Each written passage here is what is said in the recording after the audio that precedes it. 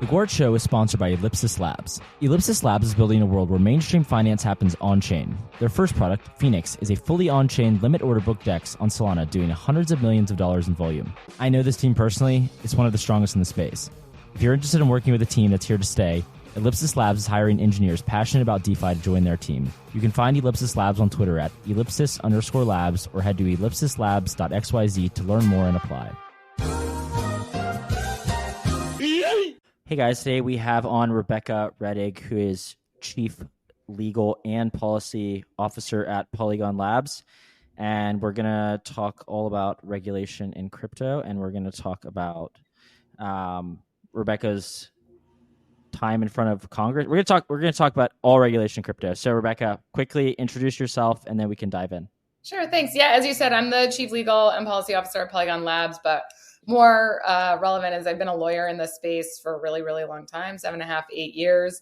I started representing really small software development companies back in 2017. And a lot of what we now think of as like huge DeFi companies when they were sort of little baby companies. So I've been in the space and dealing with developers for a long time and thinking about like the policy stuff. And then maybe 5 years ago, when DeFi summer really hit, and regulators wanted to know what it was. I was at Aave, and so people would come and say, like, can you explain like this tech to us? And so that's sort of got into policy work as a necessity, and here I am. Awesome. Okay, well, we have to talk about your recent appearance in front of Congress.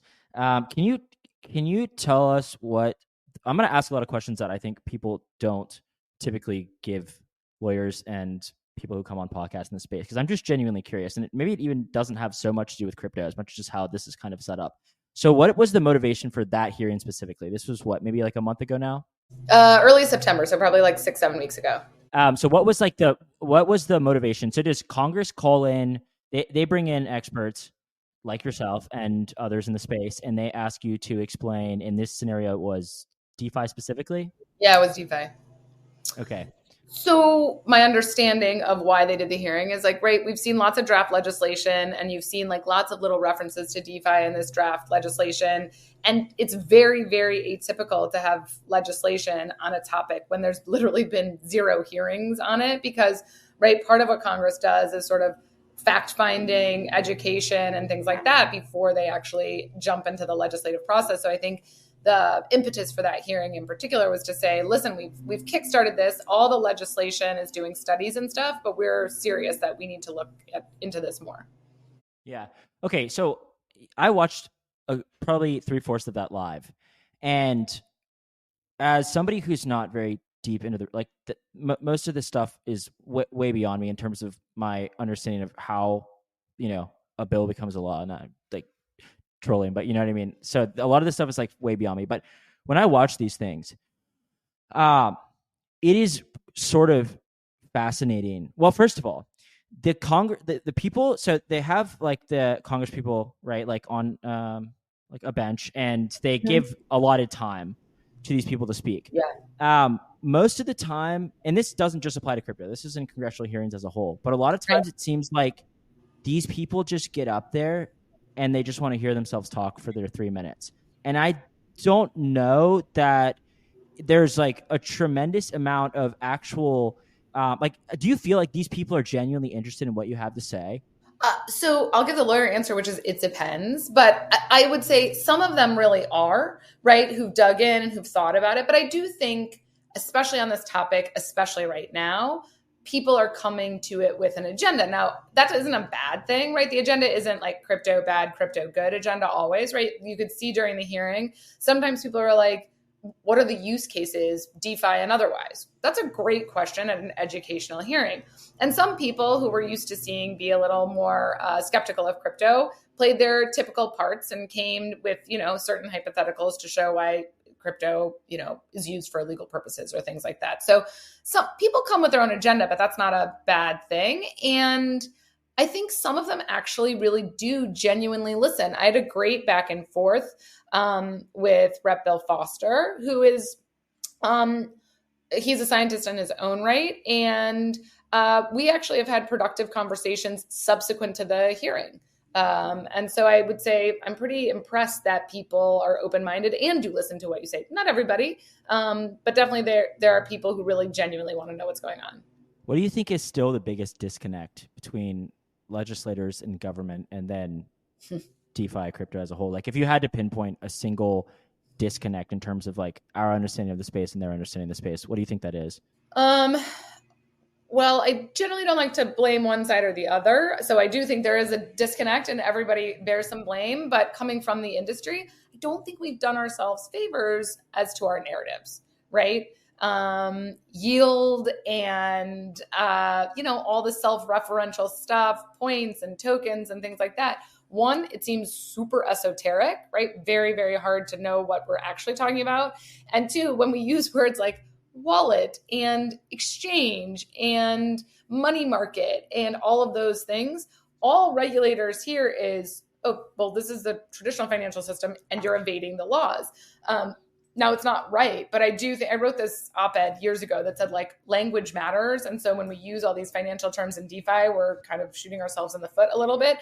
And I think that's come to pass on the more decentralized crypto side of things. On the centralized crypto side, right, we kind of know what to do regulation wise. We've seen it before, right? It's just complicated because we don't typically regulate spot markets in the United States. So yeah, I mean, we say we've done it before, but then obviously we had FTX and like a whole debacle there, which didn't paint a very good image of us. Yeah, it seemed like you were going to say. I guess one thing I would just say is like we seem to have some understanding of how to regulate the centralized side, but even there are catastrophes like FTX and that whole debacle. Although that was, I guess, offshore. So that's what's right. Offshore, not the U.S. regulated market, and fraud. Like fraud happens in the U.S. too, in completely regulated spaces as well. So I'm not sure that like regulation would have caught the fraud there. But what I mean is more, we know what kinds of like conflicts of interest walls you need to put in place and other types of controls you need to put in place for centralized actors. Okay, that's reasonable. Okay, I have one last question on the congressional hearing thing. Do you think that these people, I keep saying these people like in a derogatory sense, but I mean like legislators, do you think that they feel that they are representing their constituents when they're saying, or like take somebody maybe, for example, who has a negative view of the space? Mm-hmm.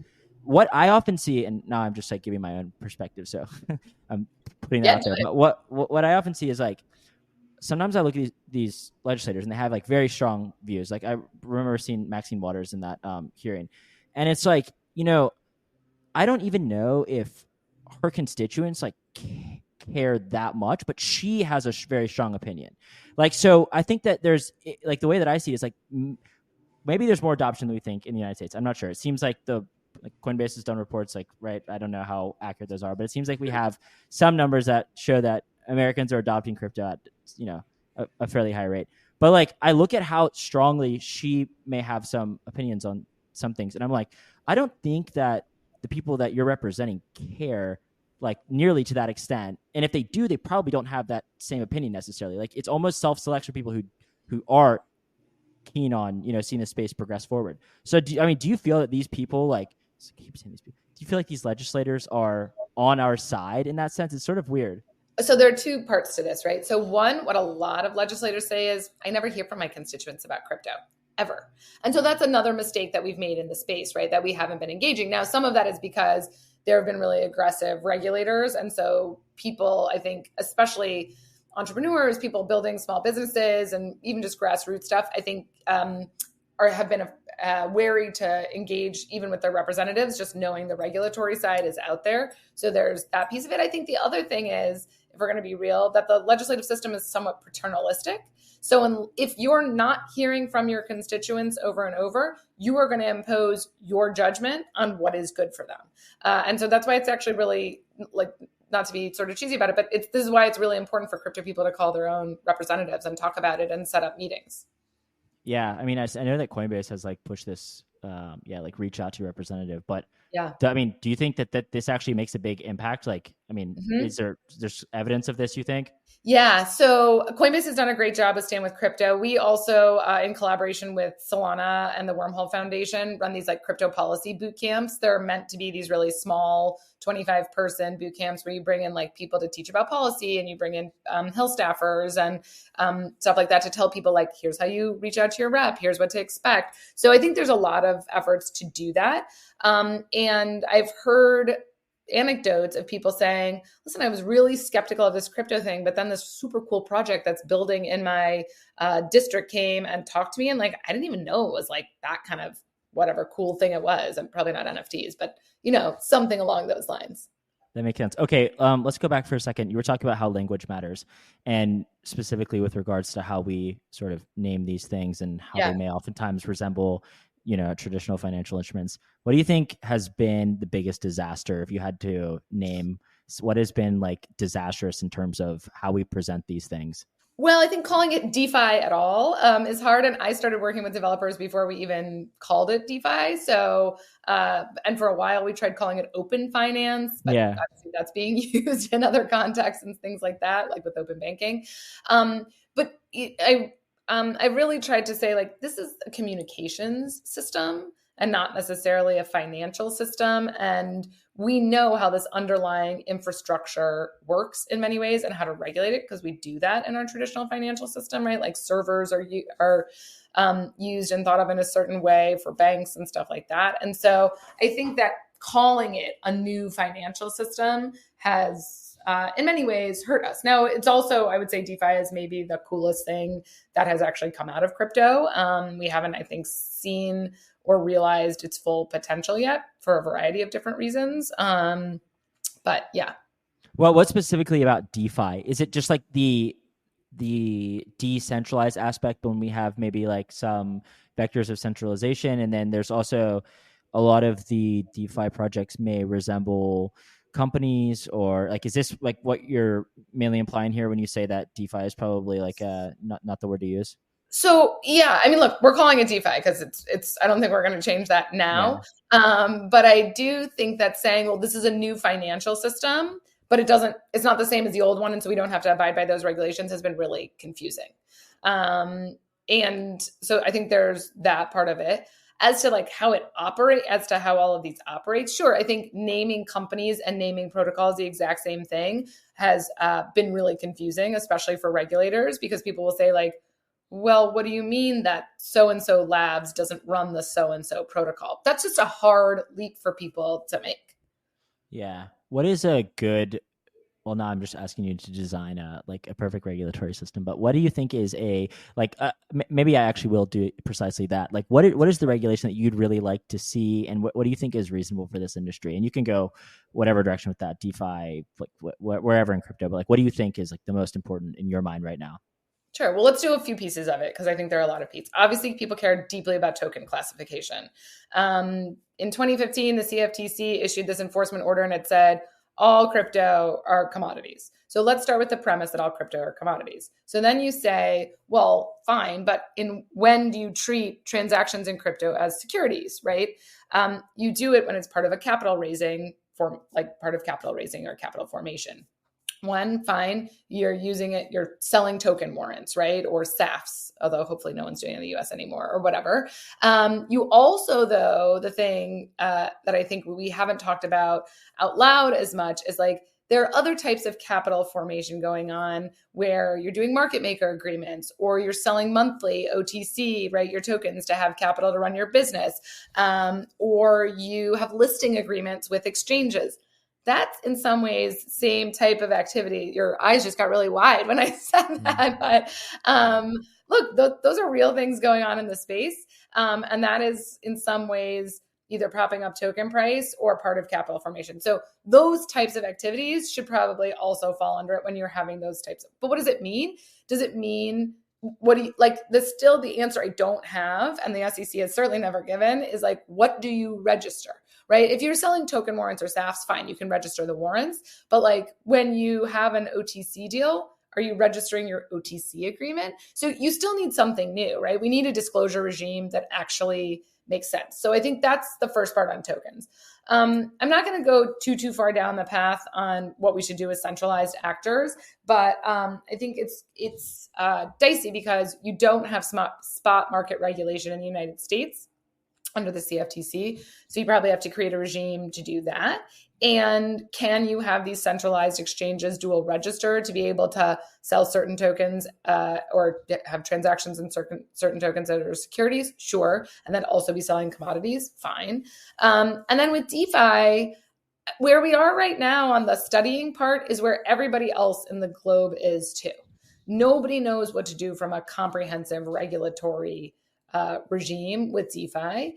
And I think that's right. And I think, look, DeFi is a small part of crypto, not just of the entire economy. I think it's like 0.3% in terms of TVL versus global GDP. So it's not taking down or the entire financial system or systemically important in any way yet. So I think we have time to figure out what to do.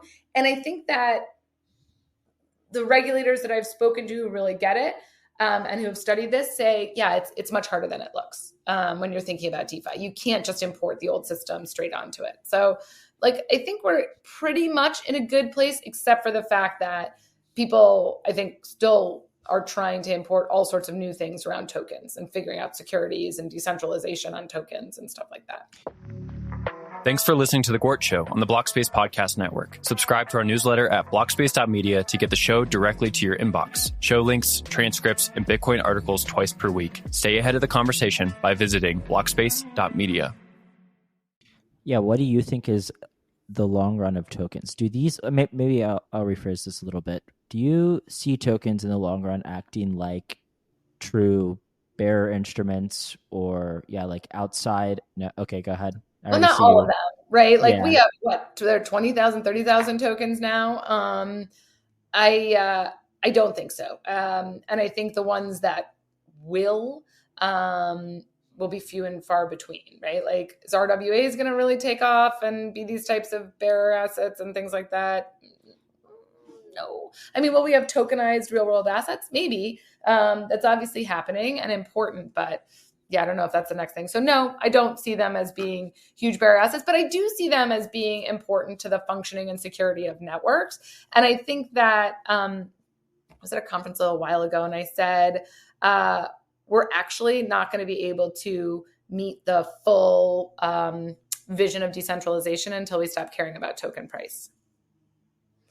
What do you mean by that? What do you, elaborate a bit on that? Yeah, I mean, I think that people are so focused on token go up, right? Speculation on assets. I think that there has been such high highs in this industry with ICOs, with DeFi summer, bull markets, things like that. And people keep looking for, when is it happening again? When is it happening again? Because it felt great, right? Like you're getting these dopamine hits and it feels really good. And so people keep looking for that. And what we actually should be doing is focusing on the use cases we know work. Stablecoins, killer use case. Like we don't have to look for the killer use case anymore. Payments may not be the sexiest answer when it comes to crypto, but stablecoins are pretty amazing and the US government uses them too. Where do we want to plug in on DeFi? Not caring about what token price is, that may be really important. I already know that there are traditional financial institutions looking into that very seriously because it does offer benefits. But when you're just focused on tokens, you're building things that has like cyclical yield and stuff like that. Yeah. And that's not something that likely acts as a truly decentralized bearer asset in the long run, more than likely. Yeah. No, and you need somebody doing something to make that happen. Right? People are not doing it and stepping it away and being like, oh, hope the yield mechanism works, right? You have people who are involved. And that's okay. But we should just answer ourselves honestly about when you need somebody involved and what does that mean versus when you don't. So then where, in your opinion, is the big unlock in terms of using crypto if a lot of these are going to still resemble, if not specifically named securities, they're going to resemble securities in many ways. Where do you see the big massive unlocks? Why are institutions interested in bringing equities on chain then? So tell me, what do you mean by these look like securities. I guess what I'm saying is, like, if we're in agreement that these aren't going to be just transferable around the world without any KYC or any like regulation around them. Go ahead. I don't know if I think you need KYC to transfer tokens. Oh, interesting. Okay. Like I sort of thought that was the implication. Like, will you need, if there's like somebody, like you said, somebody needs to be involved. Okay. Will we, with tokens where somebody needs to be involved in some capacity in the protocol or the project or whatever, is there going to need to be KYC then to transfer these around on the grounds that there's like a fiduciary duty or whatever, like some, I don't know, maybe higher level like principal agent problem where the person running this protocol is in fact like in some way contributing to I don't want to say common enterprise, but something like that, and therefore they like on the reporting side, even for them, like this is typically how traditional securities work, to my understanding. Like you can't own an Apple share, an Amazon share without some KYC. Like, is this going to be the same with tokens, would you imagine? Oh, I see. So look, I was just listening to you and I was like, this is where all the regulation stuff goes so far down the hole because there are so many different pieces to it. And we're importing all sorts of different things from TradFi into the system. So I think there are a couple of things. When I was saying, oh, there may not be decentralization in a system, I was talking about like a protocol, right? Where somebody's holding an admin key and you need to do it and they're doing the marketing and they're doing this and they're coming up with partnerships and they're, I don't know, integrating other actors or other protocols and things like that. Tokens can be fully independent in some ways. Like a governance token may be in a fully different system and just govern, changes and things like that. So I think we have to be really specific and narrow when we're talking about various different types of regulation and how it's going to apply to all the different pieces of the industry. It's why nobody can ever agree in this space, right? Because a lot of it just collapses in on each other. Yes, you're right about securities. Like I have to go through a broker, right? If I'm retail and I want to buy stock, and my broker does have to do KYC. So yes, you're right about that. But for transferring tokens, it's hard to think about putting the genie back in the bottle. Yeah, right. And when the EU was thinking about the AML regulations that were complementary to MiCA, they thought about putting lots of restrictions around self-hosted wallets, and people really rallied against them for the time being to not impose all these KYC restrictions on self-hosted wallets. So we're far away from, on the permissionless side, having pretty, I would say, overarching regulation.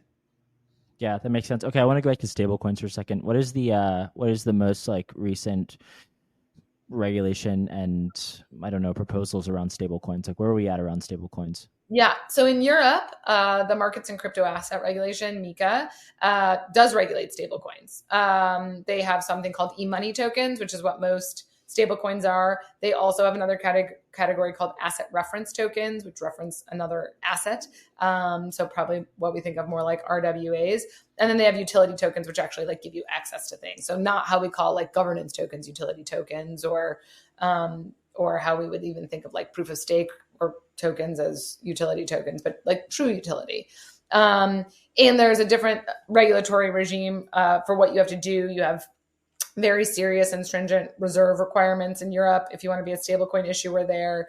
And especially if you're a non-euro backed stablecoin issuer, you have the most stringent regulations because I think they were looking towards the digital euro and trying to protect the pathway for that. So that's what you really have in Europe, stablecoin regulation wise. And then you have a few drafts in the US. You have the McHenry-Waters bill, you have the Hagerty bill. And so that's out there. That may actually come way before we have market structure in the US. And that would put us on par, or certainly very close to on par with what's going on in Europe. And, we can say people want to build here, like in the US. There are a lot of builders here. And so people, I think that would be a big step forward to have stablecoin regulation for sure. I mean, there are lawyers who tell founders to just move offshore. Like you have no certainty, so you just have to move. And people are doing it.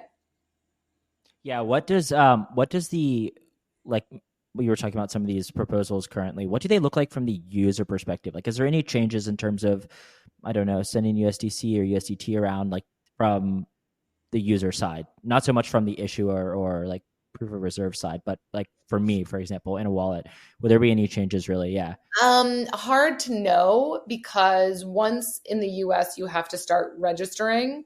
I haven't done the full analysis of what it's going to be like when these stablecoins go back out into DeFi, but it will be very similar. And a lot of the stablecoin issuers today will only take like sophisticated investors or HNW or things like that, and not retail. There are still others who will continue to take retail, but you're still going to have to do the full KYC. It may be more stringent than it was before. And the thing I worry about is that there's going to be this whole on-chain tracing mechanism that may make it more difficult to transact with stablecoin issuers directly. I don't think that will necessarily come directly from regulation, but it may be a byproduct of it. Like if someone just funded me directly from Tornado and I want to go, like, I don't know if Circle would redeem me, even if they had my full KYC. I don't know. I don't know what they're doing, but that could be Yeah, that is concerning. And then that I think is like a lot of, especially for the more privacy focused people, like the big concern is it just ends up looking like back to Venmo or Cash App or something like that. Like we haven't really made tremendous progress there.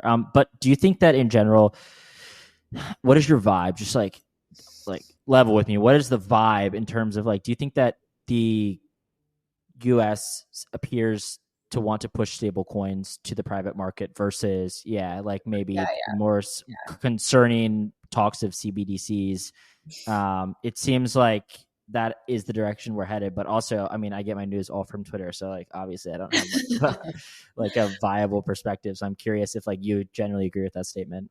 Yeah, the vibe I would say generally is private stable coins in the United States for sure.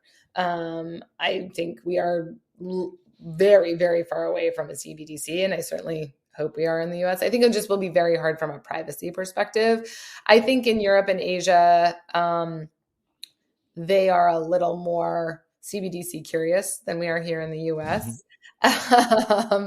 But I still think it's going to be very hard to get CBDCs at a retail level. Like, I mean, there are certain governments that have been looking into it for 5 or 6 years and don't even have a pilot program. Like CBDCs, the privacy aspect like you're talking about is the most challenging part. And I don't think anybody knows. I was just on with a big foreign regulator today who said like, oh, maybe ZKP is the antidote or the answer to privacy with CBDCs. And I was like, well, I don't know, but maybe. Yeah. But at least, people are trying to innovate around it. It seems like Americans, we have a deep sense of patriotism against that, I would say, as a general statement. Like, I think that a lot of Americans would just, I do think even though it's maybe like a small talking point right now and outside of crypto, not many people really have a strong perspective, but like when it has come up, you see people like really fired up against this. So I have some confidence that the United States is probably, at least for some period of time, immune to these draconian forces. Yeah. Vibes low on CBDCs in the US. Yeah. Okay. That's good to hear. Okay. What about the current fund? Well, you sort of touched on this, but I want to ask in terms of how VCs operate, how capital is formed, where are we headed? What have we done wrong? You mentioned like, again, you've talked about like how we kind of have created the narrative for ourselves. What have we done like horribly wrong, and where are we headed with sort of like VCs and early investors and just like how this whole thing works? Yeah, I mean, I think the focus on tokens alone from a VC perspective, while a great innovation, right? Like, I think we can agree tokens are actually a pretty cool innovation in many ways, very different than traditional startup world and things like that. But I think the hype around tokens isn't only at the retail level, it's also at the VC level. And so when you're focused on that, you may not always be focused on like, what are we building too? Or what are our portcos building and in what way? And, oh, maybe we have a traditional VC path here. It's 10 years till they have something cool and it makes sense to launch a token, right? I think there's a lot more immediacy in this space than in traditional VC. Yeah. And I mean, like, this has always been kind of my reservations around them. And this is nothing novel. Like, a lot of people say this, obviously, but if you have like some kind of guaranteed liquidity, and also investors that, got access to this at very, very favorable prices. This is in many ways counter to, I think, what a lot of us assumed was the purpose of this space. Do you see any, where do you see this headed in terms of like ICOs were sort of banned. Now we're in these like high FTV, low float, this whole kind of charade. And it seems like there's been some social pushback on this. But what is like in your mind, and maybe you don't even have to come at this from the regulatory perspective, you can just give your own personal opinion. Like what is the direction we should be headed here? I mean, I counsel a lot of clients or people in this space generally, and it's like, if you don't need a token, don't do it. Like you can just sell equity. It's okay to just sell equity. People do it all the time. And I'll talk to people they're like, yeah. And then there'll be a staking mechanism. I'm like, oh, are you building a staking mechanism? They're like, oh no. And I'm like, okay, but then the token has to be staked somewhere to like get something around it. Right. So there's just a lot of like catchphrases, and you've seen it all the time and tweet about it, but like, it's cyclical too. Like everybody's into staking. Okay, now the next thing everybody's into and so there's a lot of follow on around that. And I think it's just like, what are you contributing, right? Like, fine, plenty of traditional venture-backed firms failed, but the ones that have come up with a great idea haven't, and they've been successful. So look, in fairness to the rest of the industry, regulatory in the US has been so awful, tokens aside, that it has been hard to think only about building something useful. When you have people telling you like, oh, you need to move offshore, or when you tell people like, you have to put aside X million of whatever you raised for regulatory, right? Like that's also pretty atypical for venture-backed companies. And so it has been like a perfect storm to make things very difficult to build something useful, right? This hyper focus on tokens plus the crazy lash out or backlash on regulatory has made it like really challenging. It's actually kind of like amazing we've made it this far. If you think about everything, all the hills that crypto in general has had to climb. And I described us as like a hydra the other day. I'm like, yeah, you cut off one hand and then like we come back even more. So, it's for sure like this here to stay narrative now is real. Yeah. Also, you mentioned something earlier about it's going to be difficult to put the genie back in the bottle. And like, ironically, I see this with Memecoins now. Like, you cannot prevent this. You will never be able to prevent this. And as long as somebody has an internet connection, they can form capital. I'm saying that like very generously, obviously, like they can launch a shitcoin on pump.fun, and it seems like virtually impossible to stop this now. But do you think that regulators see that yet? Like, do they understand that? Yeah, this is like what I have the sponsor of my show, like a good friend, Eugene, like he describes this as like a vampire attack on finance. And I think that is, in terms of how I see like the whole spectrum of decentralization, it's like, I'm like sometimes more convinced than other times. But one thing I definitely agree with him on is like it's like a Sybil attack. Like it's going to be almost impossible for them to prevent. I don't know the extent to which they realize that yet. Part of it is because nothing really that useful in terms of like, coming at Goldman or coming at JP Morgan has really transpired yet. But like, we can just keep launching coins for like eternity. And so I do wonder if like there's any like recognition of this yet. So a great question. Eugene from Ellipsis, by the way. Yeah. Oh yeah, he's awesome. So yes and no.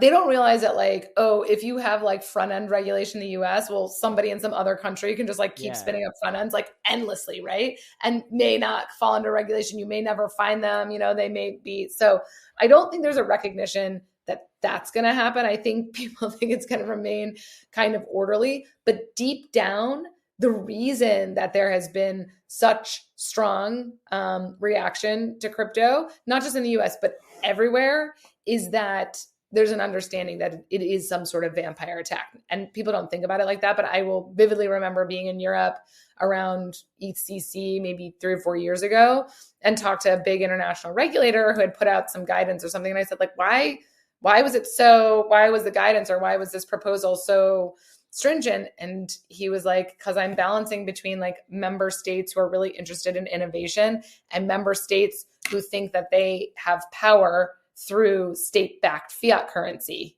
And if you do not have the power of state-backed fiat currency anymore, people are worried that the governments will no longer have any power. Right. So like there's a deep-seated understanding of that. I think if you asked like Gary Gensler, is that what he thinks? No. But like I think deep down, people have that somewhere in the back of their mind. What is Gary Gensler's like whole shtick? Like just I know people talk about this all the time, but I just like want to hear your perspective. What's his deal?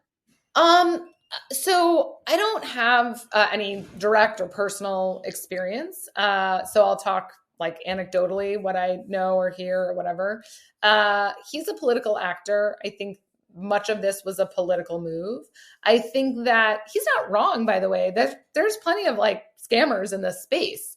That's just not who he's going after. And so I do think that also he was trying to set himself up for something in the next administration and aligning himself at the time with what Elizabeth Warren thought or felt about crypto, which, by the way, she seems to have like not pulled back completely, but she seems to have backed off of it a little bit, right? Like recently she's been like, I don't care if people hold crypto. I just don't want bad things to happen with it. I was like, that's new from her. So I think it was all very politically motivated because you can see, and everyone's documented it, including Coinbase and others. Like there's a shift, maybe 6 to 9 months into his tenure, and then he's just been so aggressive the whole time. So it seems like it was a very calculated political move.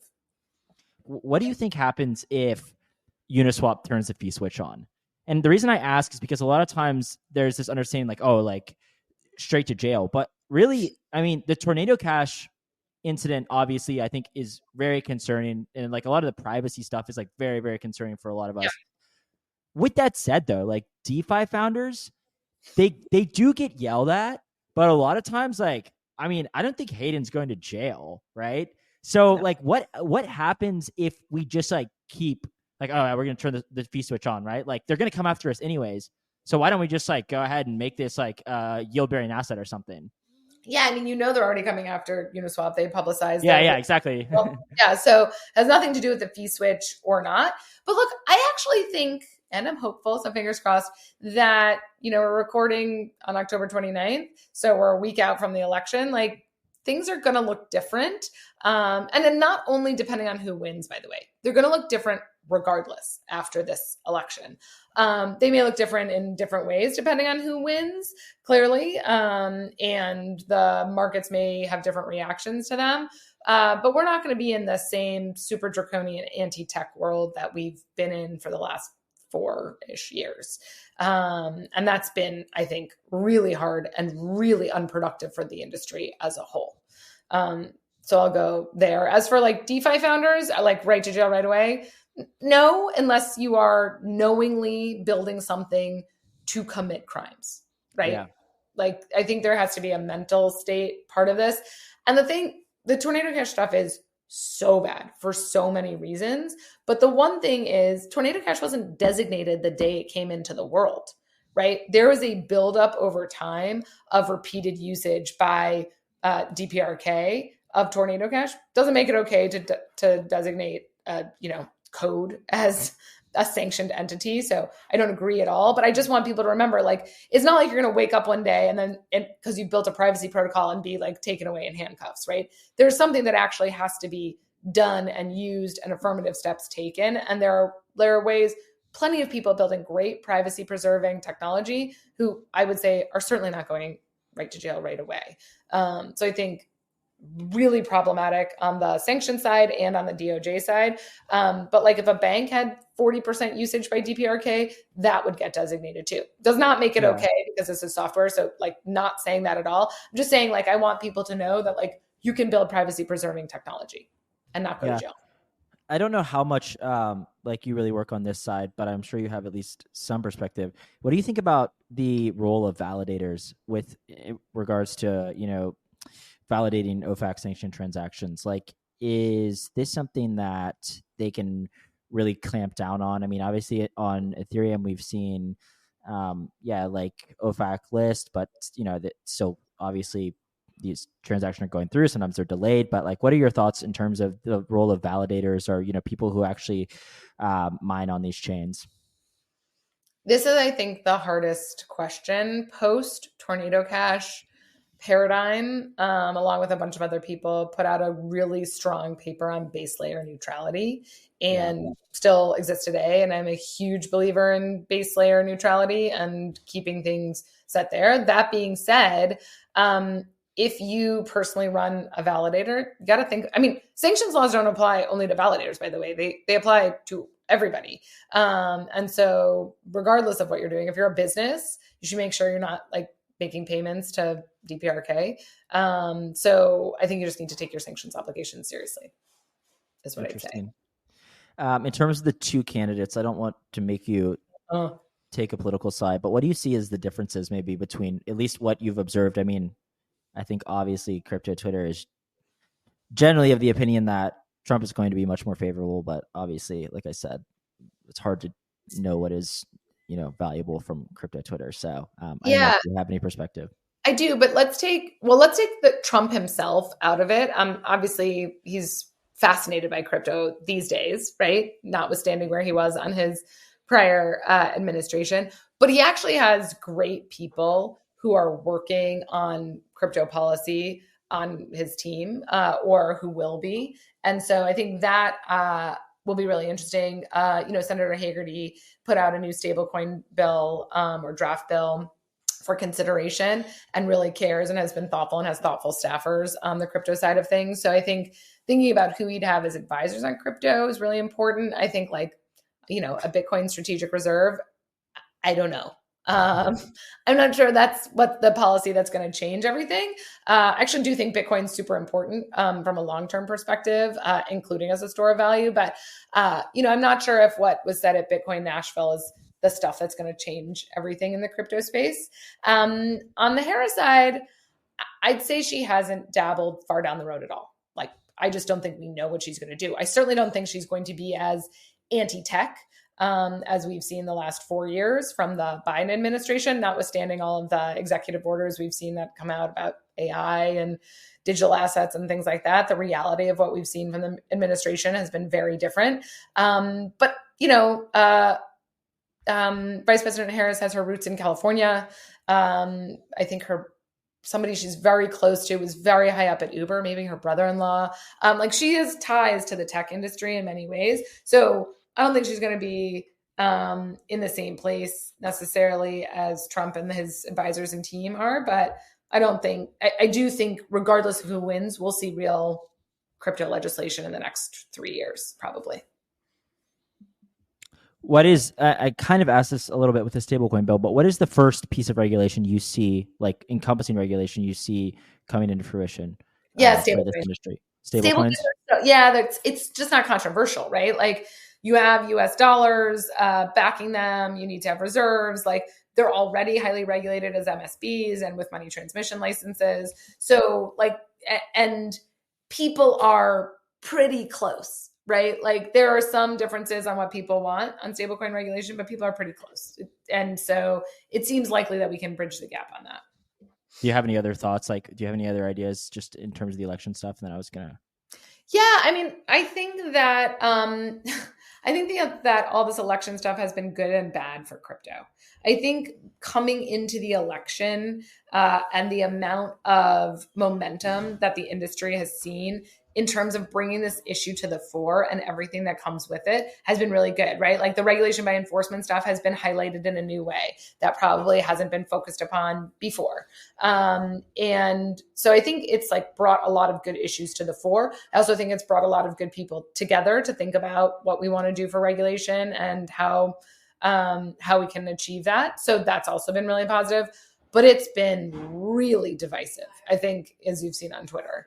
I think that people have thought about whether, as you asked, who's a better candidate for crypto? What are we going to do about it? I think it's really, really driven people and the industry to different sides. And not to be Pollyanna about it, but that is so not what crypto is about, right? Bitcoin, the whole point of it was we're not going down this government path. We don't need it because this is just peer-to-peer transfer. And so I think it's gotten a little far afield from what crypto was originally intended to be. Now, in some ways that's good. We're building cool new things. And Maybe Satoshi would be psyched for meme coins, unclear. But yeah, I think there's been both good and bad from the election for sure. Yeah, it seems like the obvious reason is because people think that one candidate is going to pump their bags and the other most likely won't pump their bags. So it's like relatively straightforward in the short term, I would say, like at least from the crypto Twitter side, right? The people who are more screeching versus the people who are actually, like yourself, working on this stuff on a daily basis. The a tremendous amount of funding for candidates this cycle has come from crypto. What are your thoughts on this? Like, I guess positive. I don't really know what it's being used for, but what are your thoughts on this? It goes into what I was saying before, right? Like, it just, people see this as a real issue, and you got to give the people who raise these super PACs credit. This is how it all works in the US, whether we like it or not. It does not work this way in other jurisdictions, by the way, where you have these massive funding arms that, can push a topic or an issue. But I think it's been regardless of who they funded or whatever, it has made people sit up and think about okay, this is a real issue that I need to pay attention to now. And I think it's important. I mean, starting out doing this 7.5, 8 years ago, there is no way I would have thought this is where we'd be. More on meme coins. Let's go. So I wanted to go back to this topic on meme coins that you raised a little while ago, because the most interesting thing that I think, especially when you're talking about VCs, is you've seen a lot of VCs come out and say meme coins have no value, right? And I've seen lots of reporters say meme coins have no value. And there is this, I think, big push against meme coins in the industry from a very particular group. And I actually have a contrary opinion to that, which is meme coins have a lot of value. Just like crypto, right? It's whatever you assign the value to be. And there is some fascination with it. And don't meme coins embody a lot of what, even if the VCs don't want to admit it, what they're talking about, which is speculation, fun, right? Interest, bringing, banking the unbanked, right? Like you said, anyone with an internet connection can just spin up a meme coin. And so I think we're importing these TradFi versions of value when we say meme coins are valueless. So that's my take, which is I think meme coins have real value and are real crypto, even though people really, really have strong opinions against them. Yeah, and they're also the most extreme version of we can opt out. We can continue to opt out. As long as you have an internet connection, you can launch something of theoretical value, right? So, but one thing is though, that I'm actually kind of interested. I'm sure this seems so fringe. I'm sure that this isn't something that regulators are really paying too much attention to. At least not Pump Fund, for example. But that's something where, I mean, UK regulators may be paying attention to Pump Fund. Oh, really? Okay, interesting. Yeah, because the one thing I was going to say is you can just commit pretty flagrant financial crime very, very easily. I watch. You can observe these are definitely flagrantly manipulated markets in some scenarios. That does not seem like something that is ever really going to be able to be stopped. I don't know. What are your thoughts? I guess. Yeah, go ahead. Well, I hope we have a system where it is, right? I definitely don't want, and I think many people do not want crypto to be used for ill-gotten gains or other, nefarious purposes and things like that. Look, I think 5 to 10 years from now, things will look a little different for all these types of things. And the fact that you can watch it all on chain is going to be both for good and bad long term. But so that's where I am on that. And I hope it is mostly used for fun. I mean, the thing when people say meme coins are valueless, I'm but people like TikTok, and this is just like TikTok, right? It's the same type of it's the same. And people are well, are you making money on TikTok? I'm yeah. Think about influencers who are making so much money on TikTok. In terms of what your personal beliefs on in let's say self-sovereignty or preserving values of permissionlessness or decentralization, whatever it may be, what should we be most apprehensive of? like for example, if the only way to onboard on chain was KYC, that would be an example of something where I would be like, that's a little bit concerning in my opinion. What are the things in your mind that we have to draw kind of lines in the sand on if we want to keep any semblance of why we got into this space? Yeah, I mean, I think that you just can't have everything be permissioned, right? You need to have systems where things are two things. I would say the things you can't let go of are permissionlessness and things being non-custodial, right? I think self-custody is the most important right that we should protect. Not just from like a financial aspect perspective, but like a data privacy perspective and like your own personal data. I think that is a great advantage of crypto that has also been overlooked on the what's going on with token side. But the owning your own data stuff is going to be important down the road. And if we take away self-custody or self-hosted wallets, I think that's going to be a problem, which is the same why like I think digital ID needs to expand well beyond where we are today. Because if people are talking about like, oh, well, we're going to put like a token in your wallet that shows you've been KYC'd, I still don't think that fixes the entire problem. Yeah, that seems right. You know what I mean? Yeah, I was just like thinking, what do you think in terms of privacy? Like, where do you see the lines being drawn there? Do regulators or does the government respect this? Just give me your privacy overview. Outside the U.S., people understand that privacy is a right that you have today in all sorts of aspects. And a lot of people understand it in the US as well. I think there has been a lot of concern from the national security perspective that anonymity is antithetical to or harmful to privacy. And there's been this like bifurcating between like, well, you might have things be able to be private, but you can't have things be anonymous. And so I think that things will shift back a little bit for sure. I think that there's an understanding that privacy is an inherent right. So, can you just, when you say shift back, you mean shift back toward the good direction? Towards a direction that is less draconian. But look, we still have to deal with the current storm case, right? That's out there now, and that has implications for normal payment processors or others in the payment space in general. So there's a lot of work we have to do on the privacy front. What is the prognosis for that Tornado Cash case, in your opinion? Positive, negative, neutral? You have tough. Tough. It's going to a jury, and this is tough, right? The understanding what was built is going and making that seem pretty easy when there are national security concerns around it that can be probably talked about in front of a jury, or it's going to be a tough case. In 5 or 10 years, what do you think are the big breakthroughs we've had? And this could come from the regulatory side or just crypto in general. Like, what do you think? Where do you see us in 5 or 10 years? What have we accomplished? 5 to 10 years, we'll definitely have some form of crypto regulation.